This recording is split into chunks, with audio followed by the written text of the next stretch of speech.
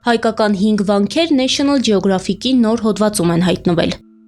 Գեղարդը, Տաթևը, Նորավանքը, Սանահին եւ Հաղպատ վանական համալիրները ներկայացվել են որպես բացառիկ կառույցներ։ Հոդվածում առանձնահատուկ ընդգծվել է մեր երկրի հարուստ պատմությունն ու տպավորիչ ճարտարապետությունը։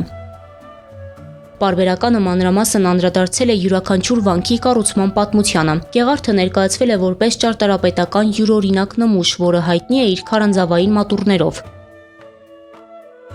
Տաթևի վանական համալիրը իր ամենաերկար ճոպանուղիով։